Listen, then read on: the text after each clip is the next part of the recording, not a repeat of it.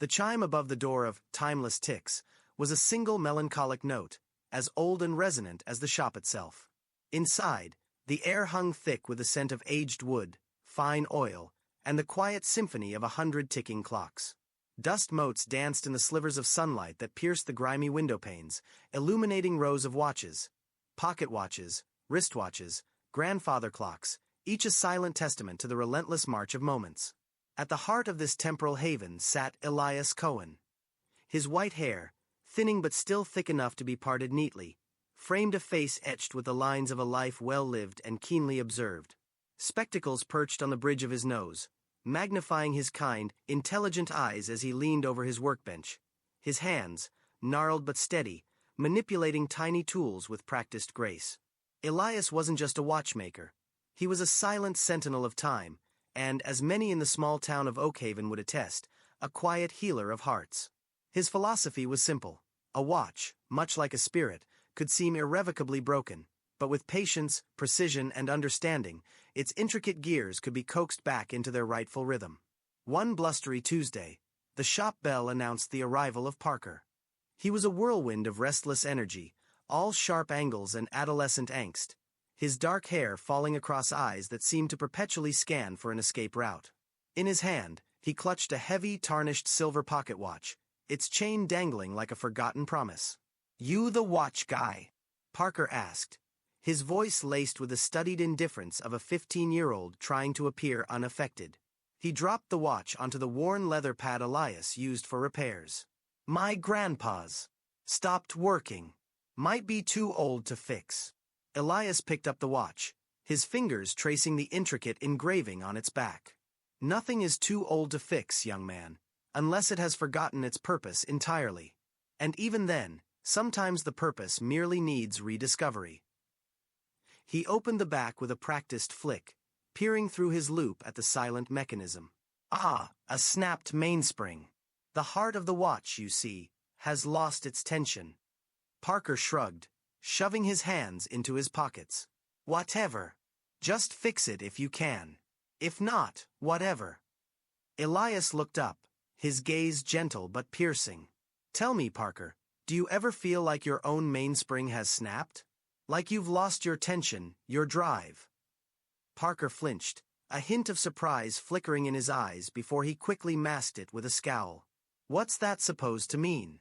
"I just want my watch fixed." "It means," Elias said, returning his attention to the watch, "that sometimes the outward silence of a broken mechanism mirrors the inward silence of a troubled spirit. We're all ticking, in our own way, even when we don't feel it. But when a crucial part gives way, the whole ceases to move forward." He paused, looking at Parker again. "Your grandpa's watch is a fine piece. Tells a story. And every story deserves to be heard, to keep going." Parker shifted uncomfortably. He hadn't expected a philosophy lesson. He'd expected a quote and a timeline. "So, can you fix it or not?" "I can," Elias confirmed, a small smile playing on his lips. "But it will take time. And patience.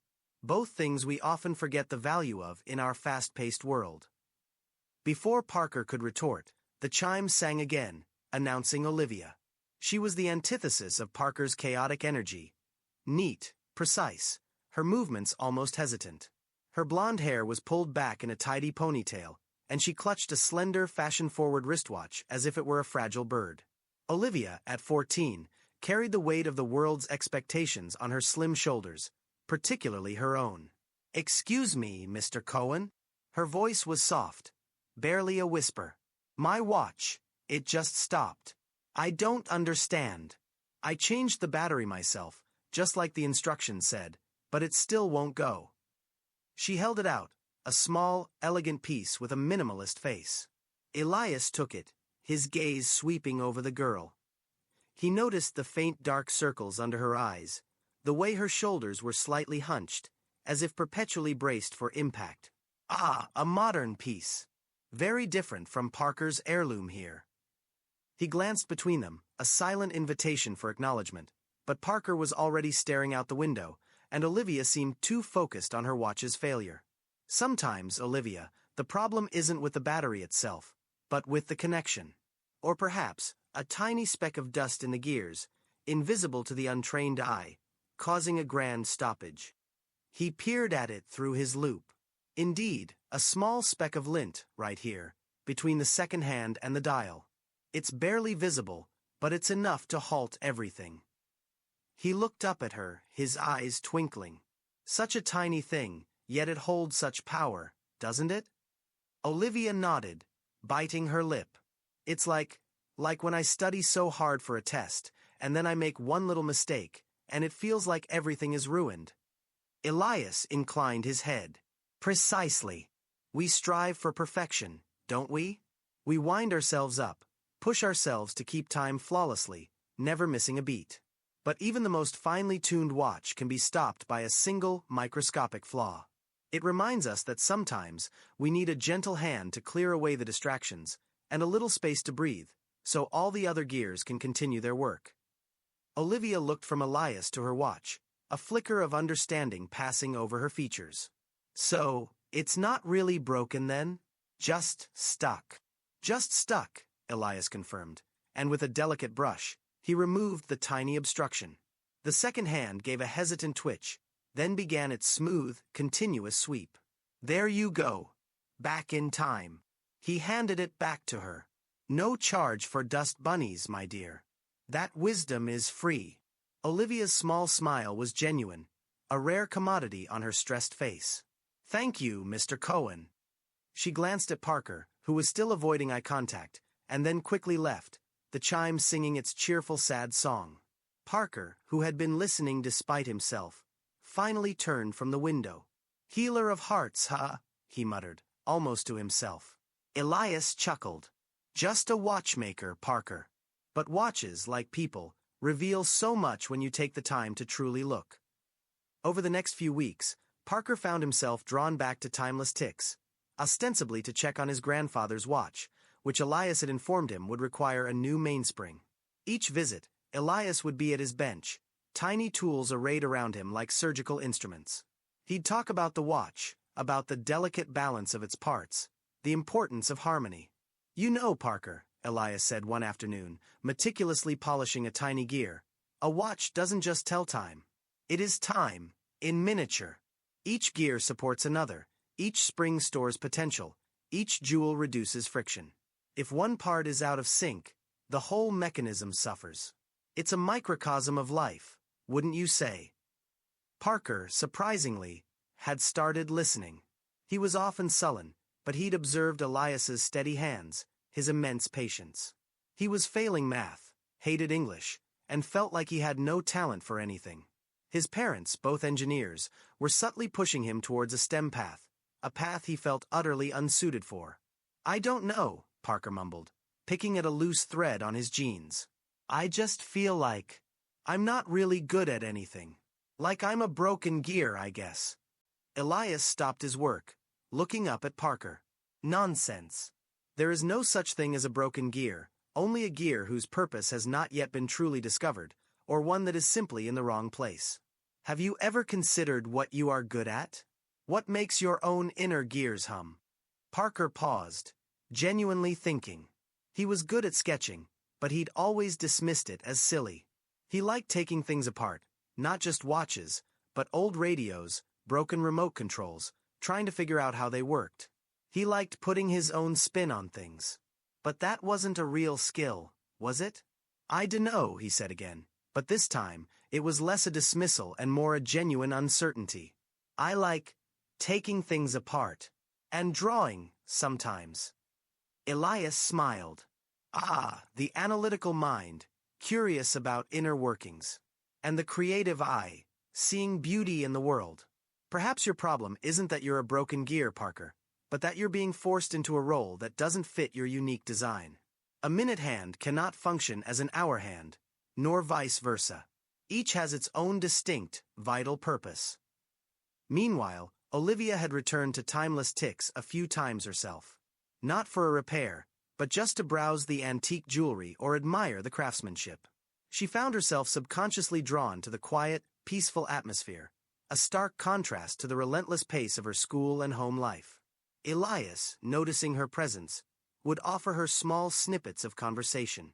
"Olivia," he'd say, holding up a delicate lady's watch from the 1920s. "This piece, over 100 years old, still keeps perfect time. But it's been serviced, cared for, allowed to rest when needed." We often forget that even the most resilient mechanisms require maintenance and moments of stillness. Olivia, who was studying for 3 major exams and volunteering at the animal shelter, felt a pang of recognition. She was constantly running, constantly striving for the next achievement, terrified of letting her grades slip, of disappointing her parents, of not getting into the right university. She felt like a watch being wound tighter and tighter, about to snap. "I just feel like if I stop, even for a moment, I'll fall behind," she confessed one afternoon, her voice barely audible. "Everyone else seems to manage it. They're so effortlessly perfect." Elias set the watch down gently. "Ah, effortlessly perfect. A myth, my dear. Every achievement, every beautifully kept time, requires immense effort, but also immense care. The most precise watches are not those that never stop, but those that understand their own limits, that allow for gentle adjustments, and that know when a period of rest is essential. A truly fine timepiece doesn't sprint. It measures. It paces itself for the long journey ahead. And every watch, no matter how grand, has its own unique rhythm. Comparing yours to another's is like trying to make a pocket watch chime like a grandfather clock. Each is beautiful, but in its own way." Olivia began to think about her own rhythm. She was always studying, always doing, but she rarely felt truly present, truly enjoying anything. Elias's words about stillness and pacing resonated deeply. She started taking short walks, listening to music, sketching in a notebook, small, rebellious acts of self-care. She discovered she loved to draw intricate patterns, finding a calming focus in the repetition. One day, Parker came into the shop, his eyes alight with an uncharacteristic spark. He carried a small, intricate wooden model he'd crafted, a miniature, steampunk-esque cityscape, complete with tiny moving parts. "Mr. Cohen," he said, his voice less guarded, "I fixed this old clock from the garage, and then I just started making things. My own designs. My dad actually thought it was pretty cool." Elias beamed, examining the creation with genuine admiration. "Magnificent, Parker. You've found your own mainspring, haven't you? The spring that drives your unique creativity. This isn't a broken gear at all. This is a master craftsman in the making. And look, all your gears are working in harmony here. You're not just taking things apart anymore. You're building your own time." Parker grinned, a genuine, open grin that transformed his whole face. He felt a sense of purpose, a hum of satisfaction he hadn't known he was capable of. He realized he didn't have to be an engineer like his parents. He could be a creator in his own right, using the same principles, but with his own unique vision. Elias had helped him see that his taking things apart wasn't destructive, but analytical, leading to creation. Shortly after, Olivia arrived, looking visibly lighter.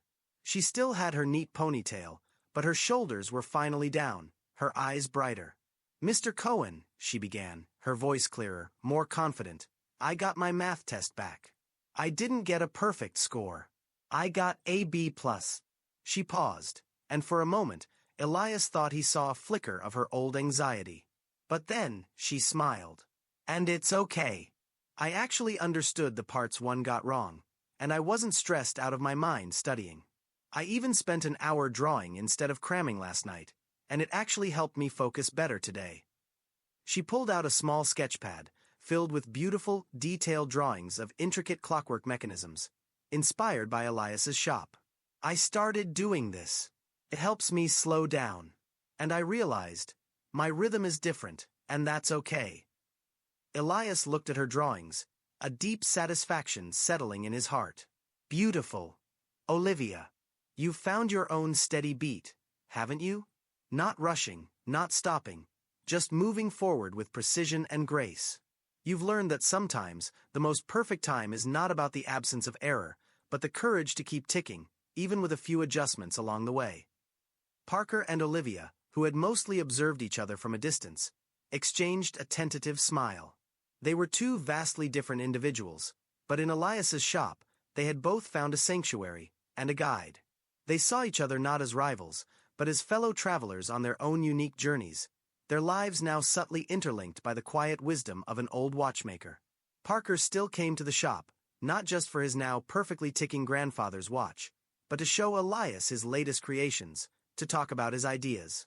Olivia, too, found excuses to visit, sometimes just sitting quietly, sketching, soaking in the shop's peaceful hum.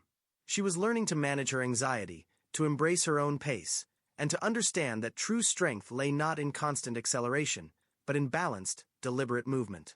Elias Cohen continued to lean over his workbench, his old hands deftly mending the intricate dance of gears and springs.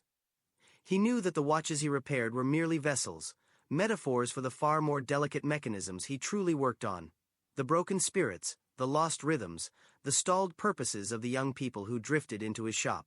He didn't offer grand pronouncements or miraculous cures. He simply offered timeless wisdom, wrapped in the language of clocks, gently guiding each individual to find their own internal mainspring, to reset their own time, and to discover the beautiful, intricate purpose of their own unique ticking heart. And as the chime above the door sang its welcome and farewell, Elias Cohen knew his work was far from over. There were always more watches, and more spirits, waiting to be set right. That will be all for today. Don't forget to subscribe and hit the notification button. Goodbye.